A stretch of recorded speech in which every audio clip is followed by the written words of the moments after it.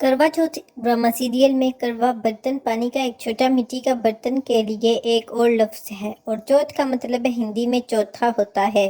اس کا حقیقت حوالہ کہ یہ تہوار اندھیرے کے پندرواڑے کے چوتھے دن یا کرشنا پکشا میں آتا ہے۔ کارتک کا مہینہ سنسکرت صحیفوں میں اسے تہوار کو کارکا چترتھی کے نام سے جانا جاتا ہے۔ کرکا کا مطلب ہے مٹی کا پانی کا گھڑا اور چاند ہندو مہینے کے چوتھے دن کی نشاندہی کرتا ہے۔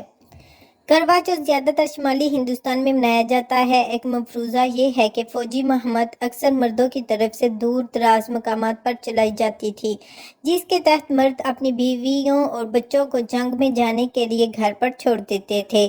ان کی بیویاں اکثر ان کی بحفاظت واپسی کے لیے دعا کرتی تھیں۔ یہ تہوار گندم کی بوائی کے وقت یعنی ربی کی فصل کا آغاز کے ساتھ بھی میل کھاتا ہے۔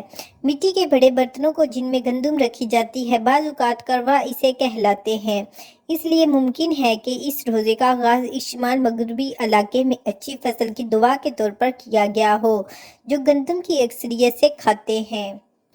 کروا چوتھ پر خواتین اپنے شوہروں یا مستقبل کے ساتھیوں کی سلامتی اور لمبی عمر کے لیے طلوع آفتاب سے چاند نکلنے تک روزہ رکھتی ہیں۔ کروا چوتھ کا روزہ روایتی طور پر دلی کی ریاستوں میں منایا جاتا ہے۔ اس تہوار کی ابتدا کے بارے میں ایک اور کہانی نسوانی دوستی کے بندھن سے متعلق ہے۔ ارینجڈ میرج کا رواج رائج ہونے کے ساتھ نوبیاہتا جوڑے کو اپنے شوہر اور سسرال کے ساتھ رہنا چاہیے۔ خاندان میں نئے ہونے کی وجہ سے یہ رواج پیدا ہوا کہ کسی دوسری عورت سے اس کی دوست، کنگن سہیلی یا بہن دھرم بہن کے طور پر زندگی بھر دوستی کی جائے۔ شادی کی تقریب کے دوران ہی اس دوستی کو ہندو رسم کے ذریعے مقدس کیا جائے گا۔ دلہن کی سہیلی عام طور پر ایک ہی عمر کی ہوگی یا تھوڑی بڑی، عام طور پر ایک ہی گاؤں میں شادی شدہ تاکہ وہ چلا نہ جائے اور براہ راست اس کے سسرال سے تعلق نہ رکھتا ہو، لہٰذا بعد میں دلچسپی کا کوئی تنازع نہیں تھا۔ یہ جذباتی اور نفسیاتی رشتہ خون کے رشتے کے مترادف سمجھا جائے گا۔